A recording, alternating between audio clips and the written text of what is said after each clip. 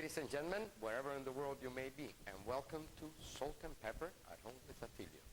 Salt and pepper. So, you remember the little outing that we did out in the market with all those beautiful vegetables, all those people and all those fruits and all those nice meats and those nice fresh fishes? Well, this is what we're going to do now. We're going to take you to a beautiful culinary itinerary. That's a mouthful, ain't it? A beautiful culinary itinerary around the world, which means we're going to use dishes that you've probably already heard of, and we're going to do them the original way to complement the original artist. And we're going to do little dishes with little twists, I should say. Compliment my Italian accent, that's part of the show. That's free. And we're going to be doing some game, some chicken, some fish, some pasta, low calorie, vegetarian, and oriental dishes, again with a little twist, little French, a little little we'll have God knows what. And this little segment, by the way, you like my new apron? A little vain, the boy, huh? This little segment is going to start with antipastos, and that's the twist of the twist we're talking about. This is it.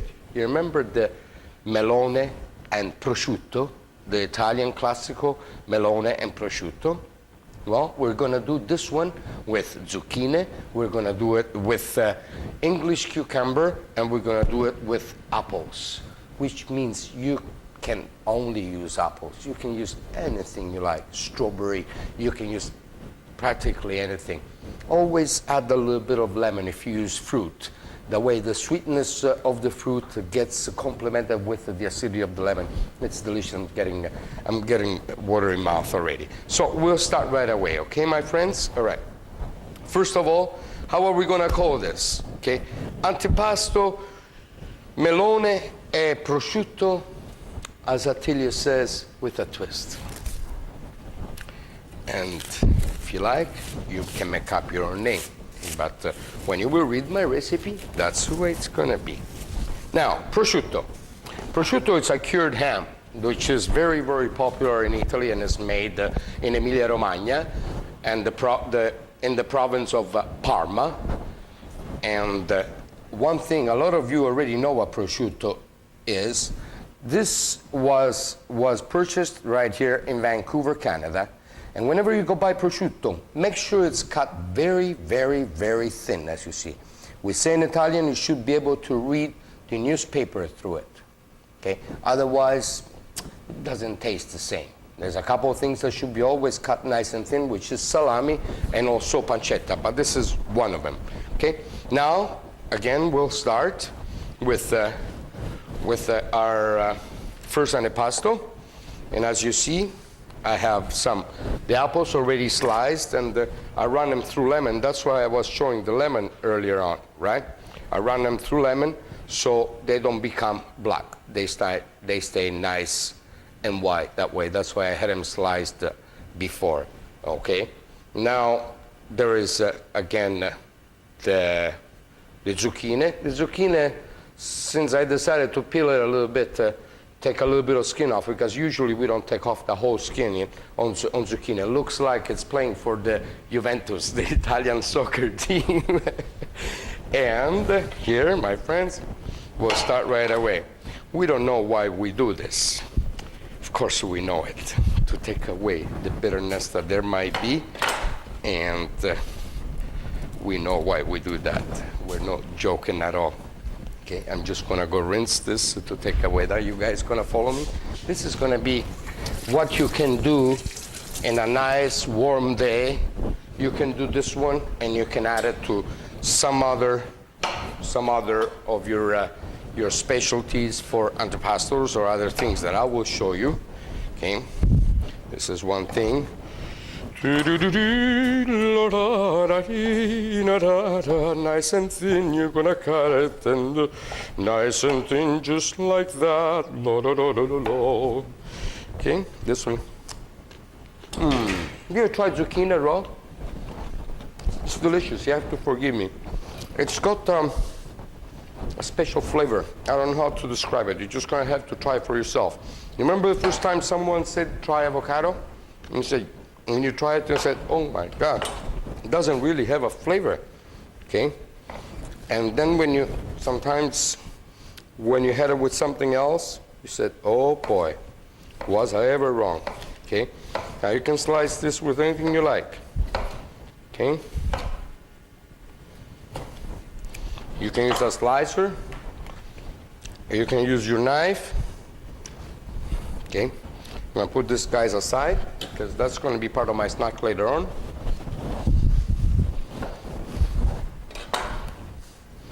This one, instead of being the classical melon, is honeydew.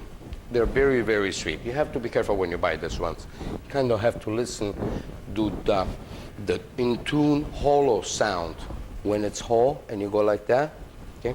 I'm just going to take off the seeds here. I've got a little garbage can on this side. Beautiful.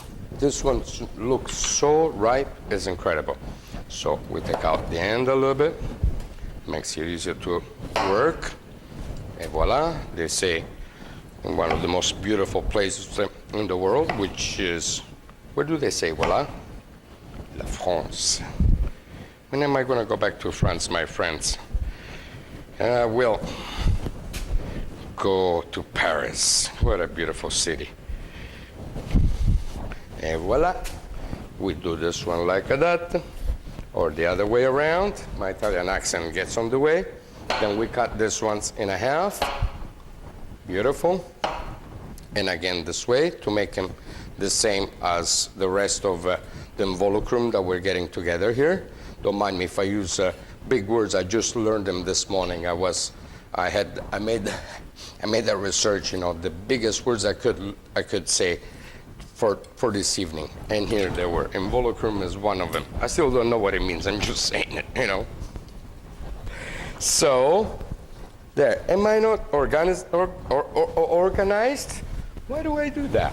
I get things always out of the way. The knife is important to get out of the way, my friends, all the time, because you want your cutting board nice and free. Okay, let me just get this clean. Beautiful. All right, now we go like that, and we get 1 and 2. Very unusual for the Italians. Okay, and then we go again, just to show you the combinations.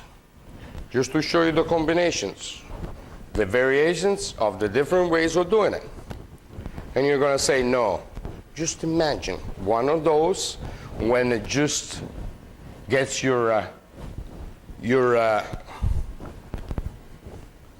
flavor buds, that's a treat. Should we put, this one, because we haven't done this combination yet, okay? You can do this one a little bit different, make them look slightly different. You just wrap her around this one, and to make sure it doesn't fall off, you go like that, and then you get, again, another little sweet one. Put a big one always on the bottom. And this one again. As you see, you make a whole bunch of these. Remember to chill it.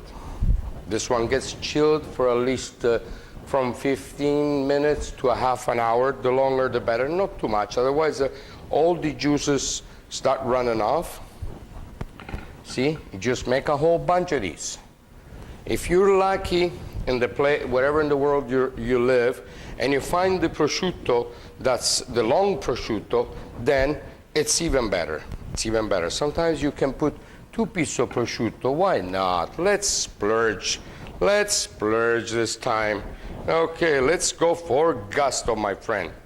Wait till you try this at home. It's amazing. It's just, it's just amazing. Here, we're making a little sandwich with that. Now, this one's with the rest of the antipastos, they're all served individually in the plate, or you can put these ones out on the veranda. You can put them on your buffet table and let everybody help themselves. I could continue on forever with this. You can put all three of them, okay? And as I finish let me finish the plate, and as we were saying, ladies and gentlemen, friends of salt and pepper, here it is. Prosciutto, melone, zucchini, apple, and the English cucumber. You can use anything you like, anything that's got to do with squash, you name it, okay? Now, just to top it off, you could have a little bit of cayenne in a few of them, a little chili in the other one, a little black pepper in the other ones, but we put a little black pepper all over, and as they would say, my friends, along with the rest of your other antipastos or appetizers, buon appetito. From Salt and Pepper, at home with Attilio. Don't forget where you heard it first. See you again for the next recipe.